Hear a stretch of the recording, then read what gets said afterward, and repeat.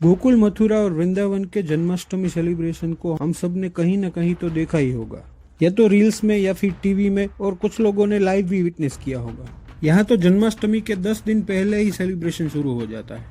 मथुरा, जो कि भगवान कृष्ण का जन्म स्थान है, गोकुल, जहाँ भगवान का पालन पोषण हुआ, और वृंदावन, जहाँ भगवान ने अपनी लीलाएं की, इन तीनों धाम में जो सेलिब्रेशन होता है उसे देखने लोग पूरी दुनिया से आते हैं। लेकिन इसके अलावा देश के अलग अलग राज्यों में जो कृष्ण जन्मोत्सव का सेलिब्रेशन होता है वो भी आपको देखना चाहिए। हमने देश के अलग अलग हिस्सों में कैसे जन्माष्टमी मनाई जाती है इसको विस्तार से पूरे वीडियो में बताया है। गुजरात से लेकर तमिलनाडु और तमिलनाडु से मणिपुर तक कैसे अलग अलग रिचुअल्स फॉलो किए जाते हैं, ये देखना बड़ा ही एक्साइटिंग होगा आपके लिए। अभी मजा आएगा ना भिड़ो। वीडियो एंड तक देखना, मजा आएगा। शुरुआत करें गुजरात से, तो यहाँ पे जन्माष्टमी का माहौल कुछ अलग ही होता है। बड़े बड़े शहरों में मेलों का आयोजन होता है। लाखों लोग दूर दराज के गांवों से मेला देखने के लिए आते हैं। लगभग 7 से 8 दिनों तक शहरों को पूरी तरह रोशनी से सजाया जाता है। द्वारका और डाकोर में तो कृष्ण जन्मोत्सव की अलग ही धूम होती है। पूरे देश और दुनिया से आए हुए लोग भगवान कृष्ण की अलौकिक झांकी का दर्शन करते हैं। द्वारकाधीश मंदिर को सुंदर लाइटिंग्स और फूलों से सजाया जाता है। जन्माष्टमी की रात को 12 बजे कृष्ण जन्मोत्सव की जो आरती होती है उसके बारे में तो शब्दों में बयां करना भी मुश्किल है। आप सिर्फ वहां जाओ और विटनेस द सेलिब्रेशन।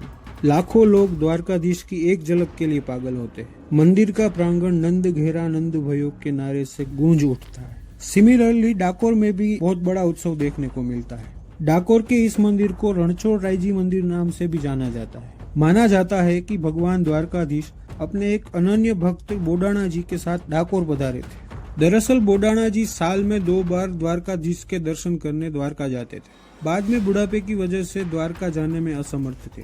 कहा जाता है कि भगवान द्वारकाधीश बोडाणा के सपने में आए और कहा कि मैं स्वयं आपके साथ डाकोर आऊंगा। बाद में बोडाणा जी द्वारका गए और भगवान द्वारकाधीश के विग्रह को अपने साथ डाकोर लाए। तभी से यहाँ पर भगवान द्वारकाधीश के रणछोड़ रायजी स्वरूप की पूजा होती है और भव्य उत्सव मनाया जाता है। अब आते हैं महाराष्ट्र की ओर। यहाँ की दही हांडी तो वर्ल्ड फेमस है। हमने कई मूवीज में देखा ही है कि कैसे ह्यूमन पिरामिड बनाकर यहाँ के लोग इसे सेलिब्रेट करते हैं। दही हांडी का आयोजन सदियों से महाराष्ट्र में जन्माष्टमी के दौरान किया जाता है। माना जाता है कि 17वीं सदी में मराठा वंश के रूलर्स ने इसकी शुरुआत की। बाद में 20वीं सदी में तो स्वतंत्रता आंदोलन के समय दही हांडी का आयोजन सामाजिक एकता और जन जागरण का बेस्ट मीडियम बन गया था। लोकमान्य तिलक जी के इंस्ट्रक्शंस पर गणेशोत्सव की तरह दही हांडी को भी मोहल्लों और शहरों में बड़े पैमाने पर मनाया जाने लगा और फिर 1970 के दशक के बाद ये स्पोर्ट्स कंपटीशन के रूप में बदलने लगा। मुंबई में तो दही हांडी का मानो अलग ही क्रेज है। अलग अलग मोहल्ले वाले अपनी टीमें बनाकर, जिन्हें गोविंदा पथक कहा जाता है, इसमें हिस्सा लेते हैं और आज के टाइम पे तो ये एक स्पोर्ट्स कंपटीशन बन गया है जिसमें लाखों के इनाम दिए जाते हैं।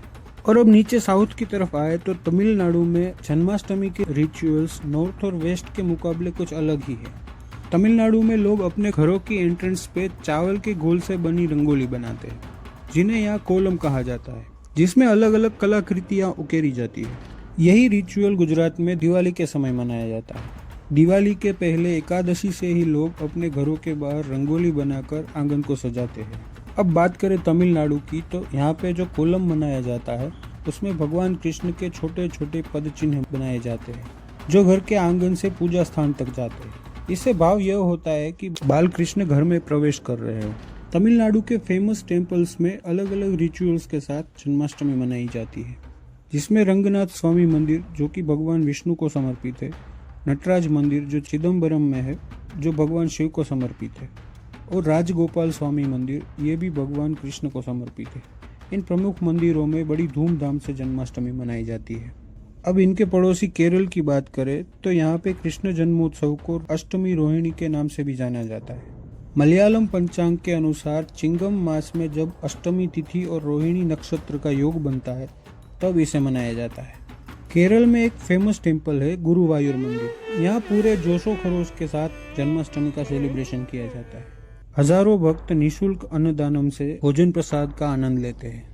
केरल का गुरुवायूर मंदिर भगवान श्री कृष्ण को समर्पित है जो पूरे विश्व में प्रसिद्ध है। केरल में अम्बाला पूजा मंदिर भी डिवोटीज के लिए प्रमुख स्थान है। यहाँ पे पायसम प्रसाद बहुत फेमस है। अंबाला पूजा मंदिर भगवान कृष्ण के पार्थसारथी स्वरूप को समर्पित है। ये तो बात हो गई मंदिरों। यहाँ के घरों में भी तमिलनाडु की तरह ओणम के रिचुअल्स फॉलो किए जाते हैं। अब चलते हैं उत्तर पूर्व की ओर। बात करें मणिपुर की तो यहाँ पे वैष्णव परंपरा की गहरी छाप देखने को मिलती है। इतिहासकारों के अनुसार 15वीं सदी में राजा क्यांबा ने अपनी राजधानी में भगवान विष्णु का भव्य मंदिर बनवाया, तब से उसका नाम विष्णुपुर पड़ा। बाद में 18वीं सदी में राजा भाग्यचंद्र द्वारा वैष्णव धर्म को राज्य में आधिकारिक रूप से अपनाया गया। जन्माष्टमी के दौरान मणिपुरी नृत्य शैली में राधा और कृष्ण की लीलाओं का सुंदर मंचन यहाँ पर अलग अलग जगहों पर किया जाता है। मंदिरों और अखाड़ों में वेरियस म्यूजिकल इंस्ट्रूमेंट्स के साथ हरिनाम का संकीर्तन किया जाता है, जिसमें इम्फाल का गोविंद जी मंदिर प्रमुख है।